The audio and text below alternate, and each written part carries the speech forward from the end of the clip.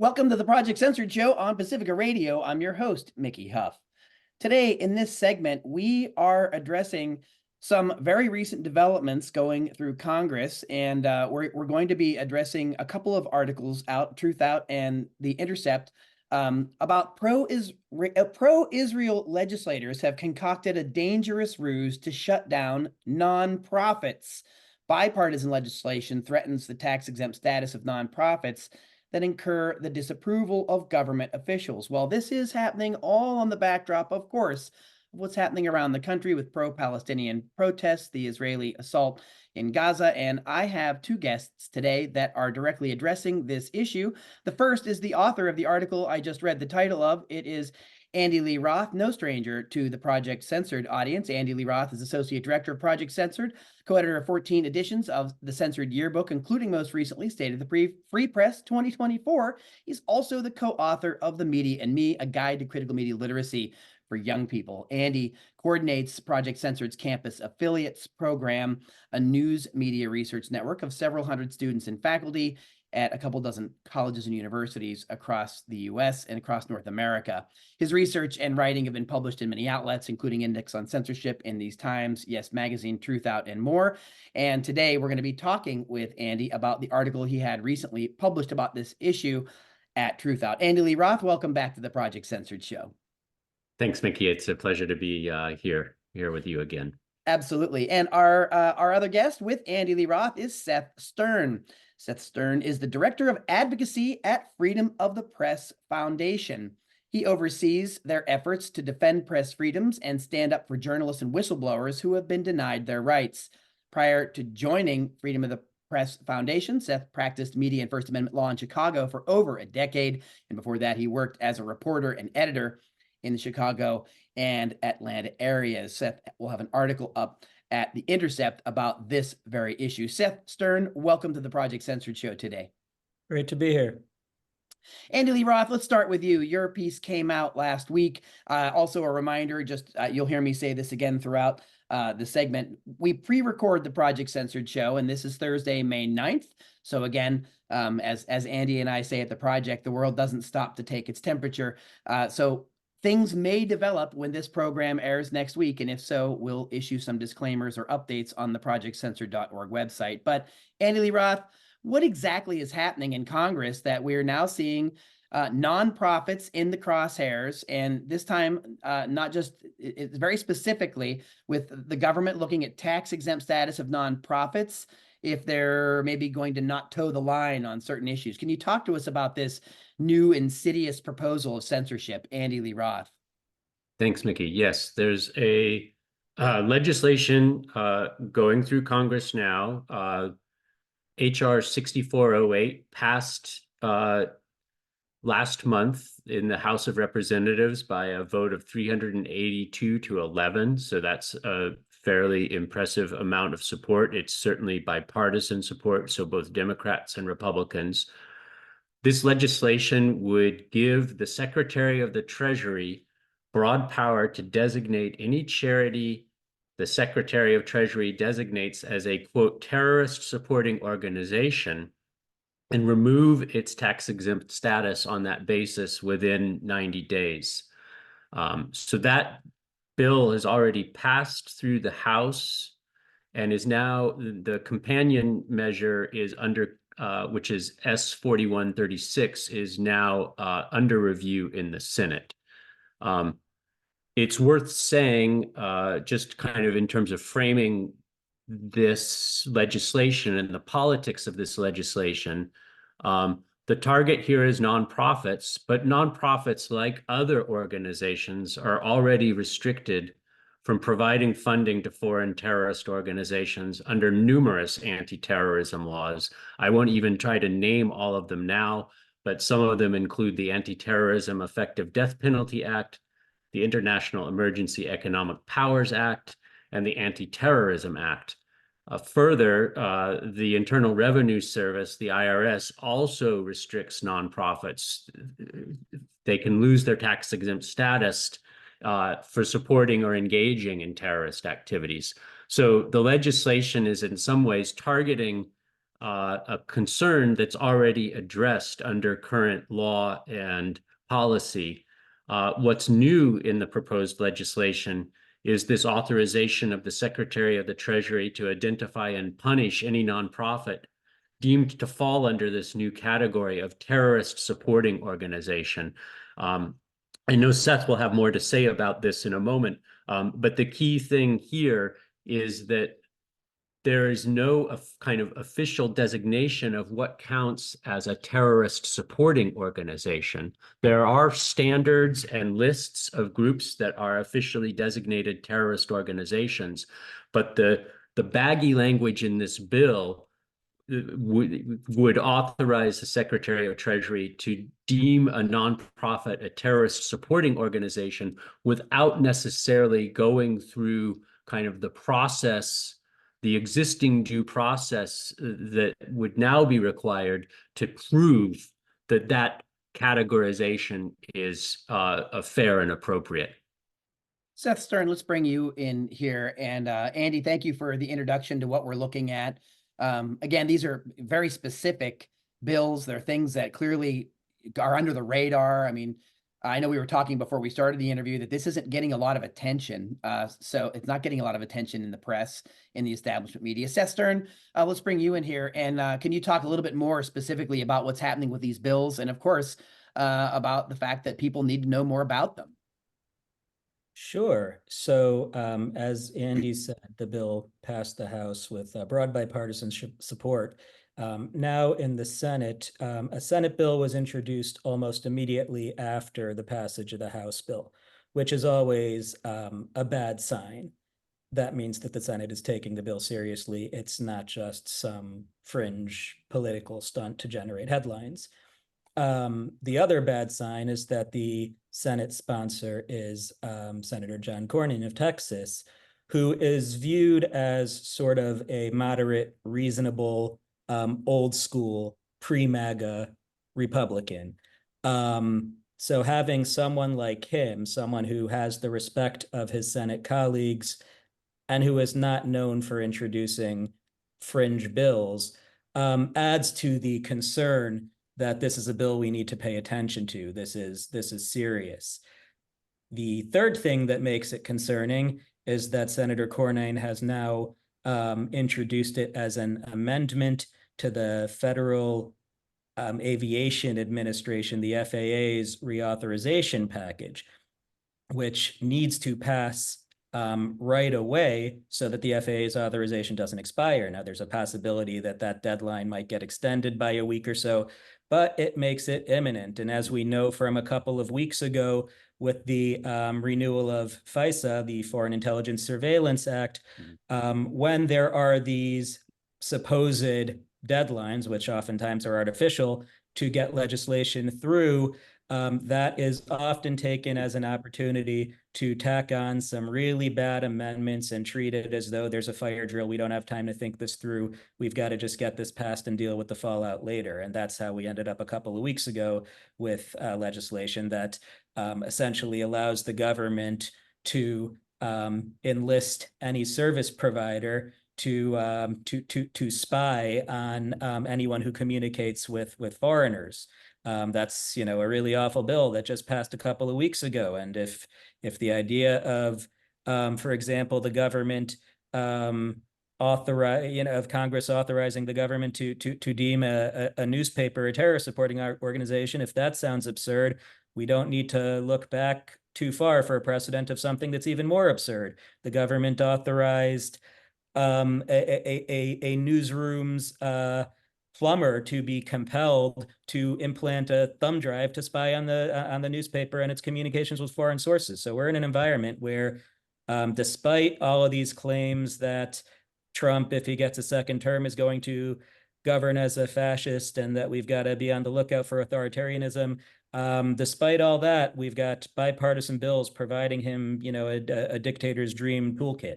So this is really a concerning bill and needs to be taken seriously. And I'm surprised it's not getting more attention. Yeah, which is quite quite revealing. I mean, given that it's giving such broad powers. I mean, again, as Andy Lee Roth mentioned, broad powers that the government kind of already has. And Seth Stern, you just said, you know, it isn't like this just didn't come out of anywhere. It's obviously not a favorable climate for First Amendment issues. You just mentioned, you just mentioned FISA, Section 702 of that, and that expansion. These are definitely not good things. And of course, on this program, we've long talked about the case of Julian Assange, trying to entrap him in the Espionage Act. I mean, again, these are other ways that that our government can silence people that are doing important stories, particularly whistleblowers and others that have important stories to get out to the public. Now, in this case, go back to Andy. Let's talk in a little bit more detail. Maybe you can tell us, in your article talks about this, who some of the people that are behind this. There's obviously a connection that you're making in the article, who's backing a lot of the politicians, AIPAC, the Israeli Action Committee. Can you talk a little bit about this and a little bit about the folks that are jumping on board with these bills? Yeah, so I mean, I think before, kind of to set the stage for understanding who in the Congress is supporting this, it's important to maybe put a little more of a fine point on who's being targeted by this legislation. On one hand, the legislation is sufficiently broad that any nonprofit, any 501c3 nonprofit, could be subject to the Secretary of Treasury's judgment. But when you look at the kind of dialogue that we have public access to coming out of, for instance, the House deliberations over HR 6408, what you see is that they're very specifically targeting organizations that are involved in advocacy in support of Palestine and Palestinians and in opposition to Israel's attack on Gaza. So, for instance, this legislation sits in a context where we've seen, for instance, the Republican Attorney General of Virginia, Jason Miyares, call for an investigation of American Muslims for Palestine. We've seen the Anti-Defamation League and the Brandeis Center for Human Rights write an open letter to presidents of nearly 200 universities across the campus, requesting that the presidents begin to investigate Students for Justice in Palestine, SJP, for potentially providing material support to foreign terrorist organizations, including the one that comes up all the time is Hamas. So the legislation is motivated, I think, by a desire to target groups like that, although it's written in a way that it leaves all 501c3 charities vulnerable to the discretionary judgment of the Secretary of Treasury.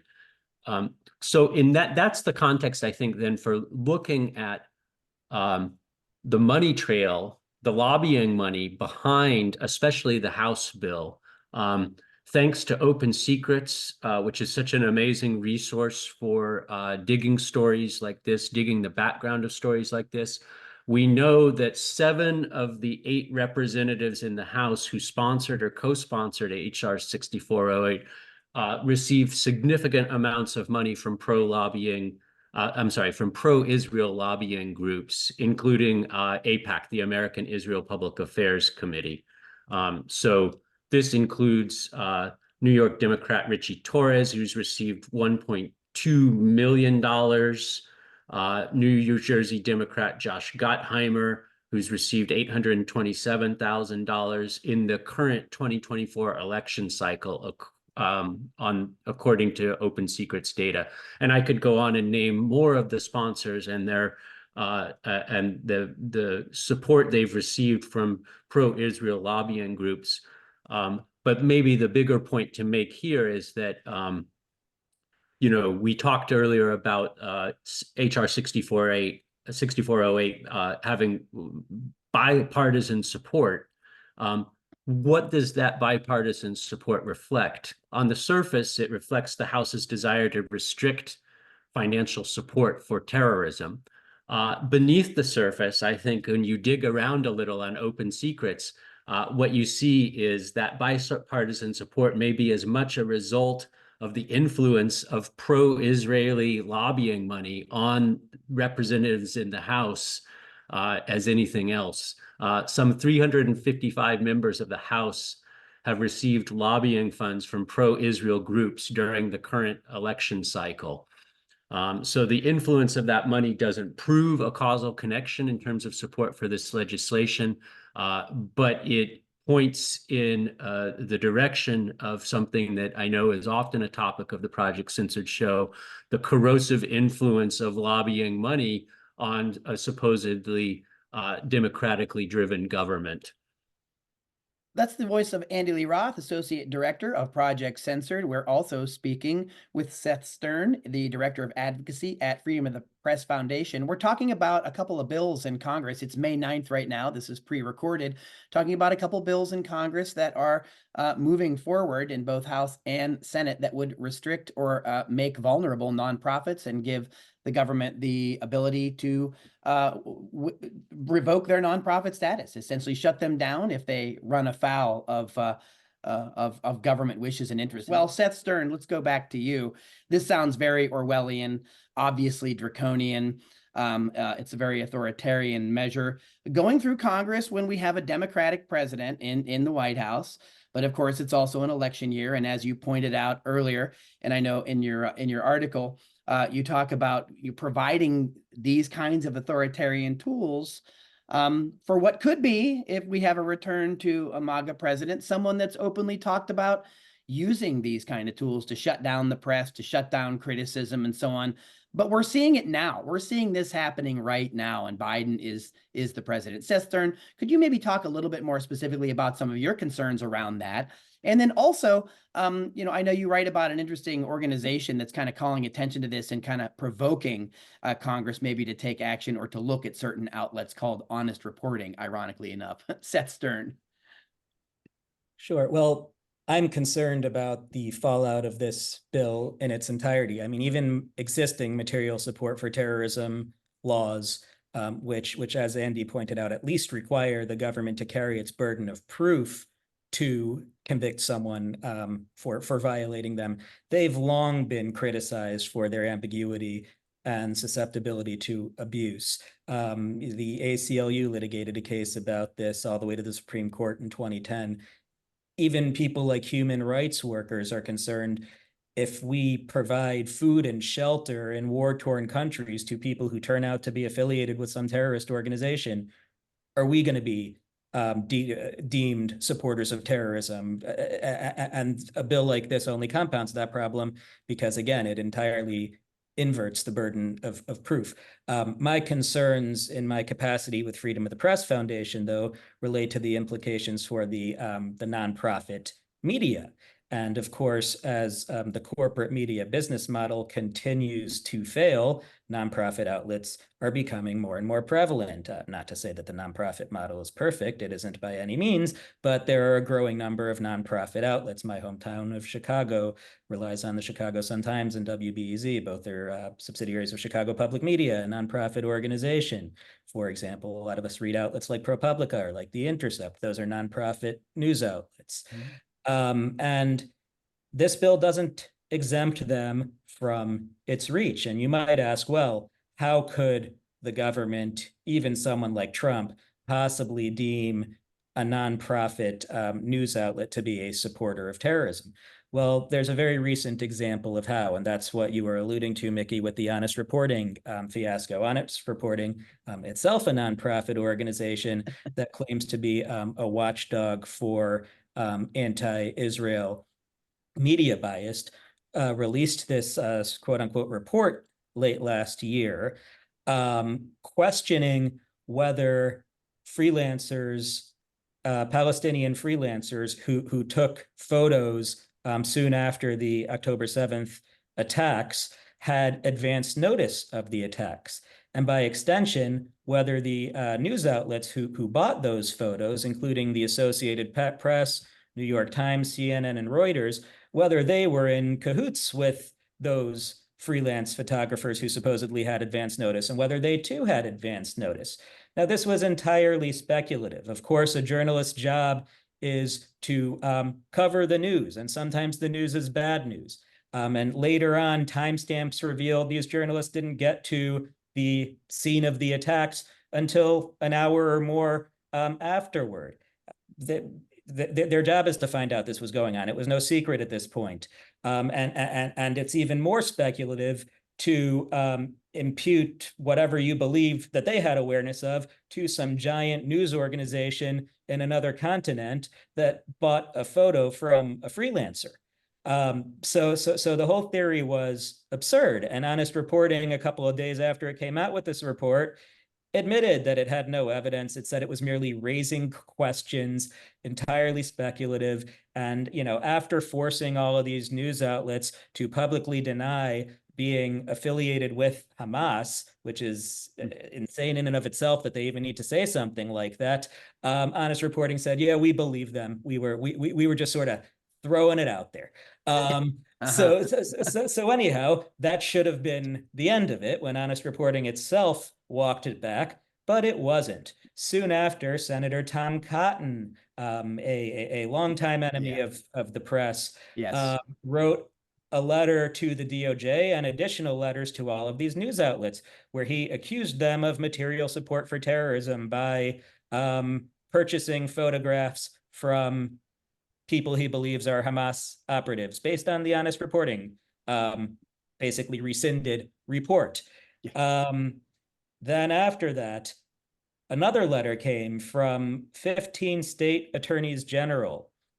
And these 15 state attorneys general, again, accused those four outlets, New York Times, CNN, AP, and Reuters, of material support of terrorism by purchasing these photographs, which they speculated led to money finding its way back to Hamas and Islamic Jihad.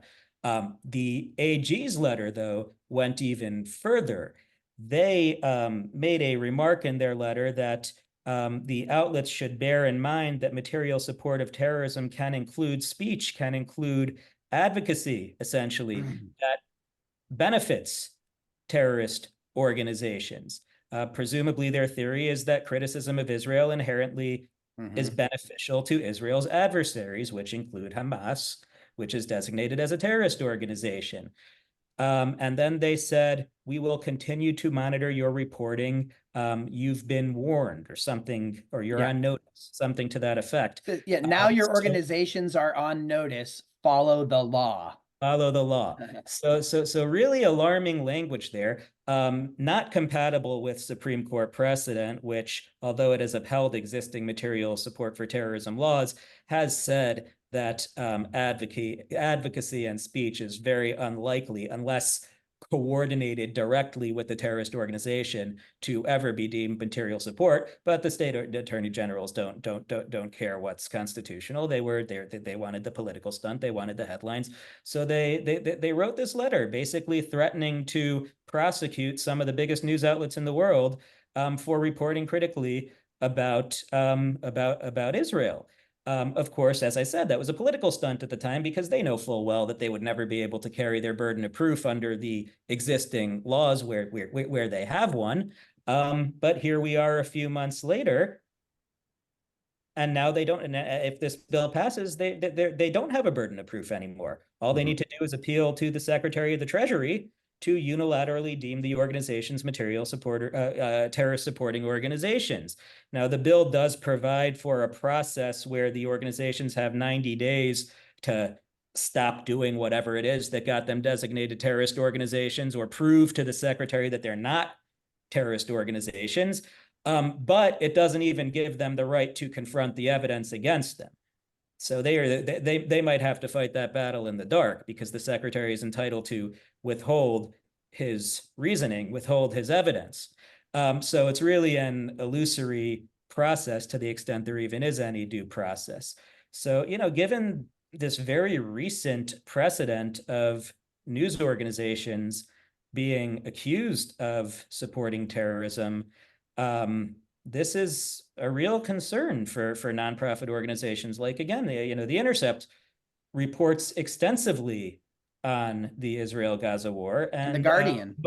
The Guardian. Most of the Intercept's reporting is not consistent with the U.S. government's party line. It is not the kind of reporting that Senator Tom Cotton wants to see. Yeah,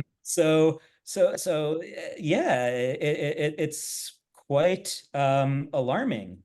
Well, Tom Cotton also wants to throw protesters off the bridge and was advocating for vigilante justice and a whole host of other, authoritarian measures. Again, this is just that word just keeps springing to my mind, authoritarian. Andy Lee Roth, Seth Stern just gave us even more to consider. This is a really, it's even more. It's Orwell meets Kafka at the end of the world somewhere. This is a pretty remarkable thing. And for the fact that it's flying under the radar, this very draconian measures. I think before we were talking, before we were recording, Seth, I think you mentioned maybe that there was one piece about it on the Hill. Maybe you said the ACLU wrote a piece. Was that right? Yes, there was an op-ed published, I think yesterday, possibly the day before, in the Hill by the ACLU. Really good piece. It lays out all of the problems with this bill. Quotes even President Jimmy Carter a while ago expressing his concerns that under existing material support for terrorism laws, which aren't quite as bad as this new bill, but even under the existing laws, that the Carter Center, for example, could be deemed a supporter of terrorism. So that's a great piece in the ACLU that the ACLU published, and of course Andy's piece. And there may have been one or two others, but really not a whole lot of media coverage of this. Yeah. No, and Truth Out also, under nonprofit status. So I mean, this bill would go a long way to wipe out the lot of us, or have an immense chilling effect, right? Immense chilling effect and second guessing. So Andy Roth, let's bring you back in here, and maybe say a few things about that effort, the chilling effect. You write here that the lack of specificity about what sorts of conduct IRS officials might deem to be, quote, counter to public policy, end quote, is cause for concern. So maybe address some of that. Yeah. So just stepping back, just picking up on two things Seth said a moment ago that I think are so important. One, that expansion of a notion of material support to include speech and advocacy is part of this package. And that's something that puts nonprofits, many of which you named, we've talked about in this segment, in the crosshairs here, because speech and advocacy is, of course, what any nonprofit news organization is in the business of doing, right? I want to go back and you pick up some language from one of the organizations that was among the first and few to speak out about this when it first was under consideration in the House, the Charity and Security Network, which is a resource and advocacy center that for nonprofits, and especially nonprofits that work in conflict zones. And they describe how the image that stuck with me since I was working on the Truth Out article is the idea that there would be a parade of horribles that will follow from this legislation. And that the warning in April, after the House passed its version of the bill from the Charity and Security Network, was that legislators, policymakers need to take into account the parade of horribles that could cascade from this broad legislation that uses the targeting of charities as a vehicle for larger political motives. And I think, again, that's a point that can't be emphasized enough.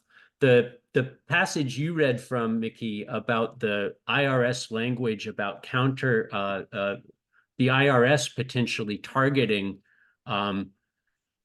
organizations that promote conduct counter to, quote, public policy is actually from a separate non-legislative effort.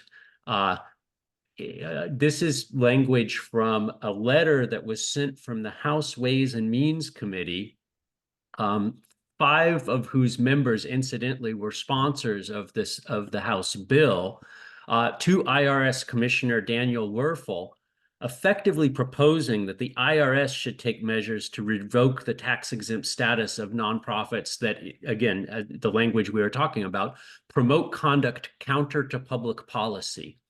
There's no specification either in the House and Ways Means Committee's letter of what counts as public policy or conduct that would be counter to it. But the groups mentioned in that letter elsewhere were, of course, Hamas, the Chinese Communist Party, and the People's Forum, which is a New York-based incubator, movement incubator. So nonprofits are now under attack, not only kind of through the legislative process within the House and the Senate, but also kind of through other channels within the federal government. For instance, these appeals to the commissioner of the IRS. And I think it's really daunting. One of the points that I make in the Truth Out article is that right now, the fate of nonprofits may hinge on whether progressives can convince Democrats to quit taking AIPAC money, right? I mean, you mentioned that, and Seth has, I think, quite correctly warned about the threats we face if Trump is reelected and legislation like this is enacted or is already in place. But even, the Biden administration has taken a there have been multiple chances, in my opinion, for the Biden administration to do the right thing. And each time the president has doubled down on the side of Israel and in opposition to students' rights to protest and so forth. And we also know that Biden himself has received more than $4 million from pro-Israel lobbying groups. So that influence that I talked about earlier on the House, which also exists in the Senate, is also a factor, I think, in how the White House thinks about and acts on these matters. So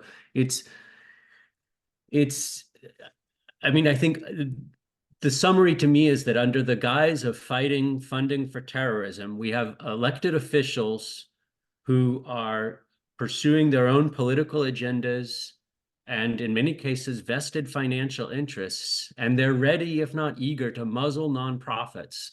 And not just marginal nonprofits, right? Again, the language of this legislation is such that nonprofits that provide vital aid and services in the US and around the world are all in the crosshairs here. Which is extraordinary and significant. And of course, the echoes from the post 9/11 legislation and the USA Patriot Act and more, I mean, that paved the way for this. Of course, going back that many years, 20 some years, I recall several of us warning about how this would set the stage for a very dystopian future in terms of civil rights. Seth Stern, let's go back to you for the final word in the segment here, if we could, since we're over half hour.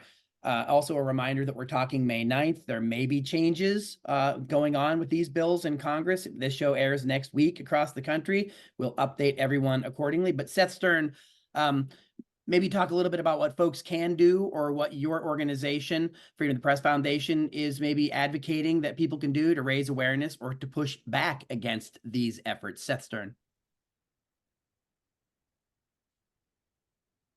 I think. Yep, sorry about that. I was muted. Not censored here. Although the media has been largely silent, unfortunately, civil liberties organizations have not. There was a letter that went out last week, or maybe it was early this week, spearheaded by the Council for American Islamic Relations, with 135, I think, organizations signed on, at least at the time it went out. It's possible more have joined it since. Objecting to the bill for many of the reasons that we have discussed today. And obviously that organization has a particular interest in the bill, given that it is right on the short list of organizations likely to be targeted, along with a lot of the others that it advocates for. The ACLU sent another letter out in its own capacity objecting. So there is action being taken for those who for those who want to take action on their own. I always am an advocate of sending letters to the editor of your local paper. People don't do that often enough. I'm not knocking social media, but people tend to put thoughts they used to put into a letter to the editor into a tweet. That does not get the same audience. If you take a little bit more time, send a letter to the editor, regardless of what you may think of your hometown newspaper, and I know a lot of people live in news deserts where the hometown newspapers aren't much, but senators do read their hometown newspapers. Senate staffers read their hometown newspapers, and letters to the editor certainly can have an influence. So I'd encourage people to do that. Another organization that's active on this issue, Defending Rights and Dissent, they've got a tool that people can use to sort of just click through and contact their senators and send a form noting their objection. I think CARE, Council for American Islamic Relations, might have a similar tool available. You can find links to the DRAD tool, I assume, on their website, and also we've tweeted them out. So if you go to Freedom of the Press Foundation's Twitter, you'll be able to find links to that tool. So those are some of the ways that people can take action. It's really just a matter of making this visible. We have heard that a lot of lawmakers are sort of just assuming that this bill is non-controversial because, hey, who doesn't want to fight back against the terrorists?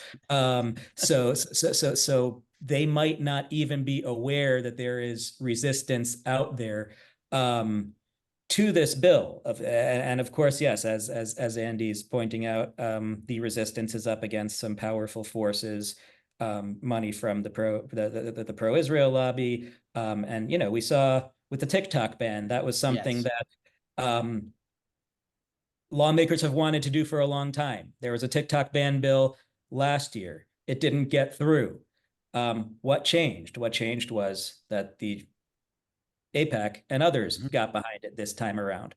So, and gave members of Congress who are opponents of civil liberties an opportunity to do what they had wanted to do all along, but the political will wasn't there. Now it is. So there are some powerful forces we are up against here, but I think that this bill is uniquely overbroad and uniquely awful, and there isn't as much of a fire drill or a claimed emergency to point to here as there was with FISA. This is not a bill that needs to be attached to the FAA authorization. It has nothing to do with airplanes, obviously. So there is time to push back here, and I think it's a battle that we can win. Seth Stern, Director of Advocacy for Freedom of the Press Foundation. Seth, a website people can go to see the very important work that you all do. Yeah, our website is freedom.press. Wonderful. Any other places you'd like people to follow you or learn more about your work? Feel free to share. Sure. We're on, you can find us on most of the social media platforms, Twitter, Mastodon, Blue Sky, Threads, and so on. So yeah, we're not hard to find. Well, especially if people know what they're looking for, and we certainly hope people are looking for the Freedom of the Press Foundation. Seth Stern, thanks so much for joining us. Andy Lee Roth, just a moment with the last of the last words. ProjectCensored.org is the website. Other places people can find our work. Well, my piece at Truth Out is the basis of some of what we've been talking about today. And we too, though we're often critical of the various social platforms, we're on most all of them also. Indeed. The article from Truth Out was pro-Israel legislators have concocted a dangerous ruse to shut down nonprofits. So look at truthout.org. Also check out the work at The Intercept to see more. Andy Lee Roth, Seth Stern, thank you so much for joining us on the Project Censored Show to talk about this very important subject today.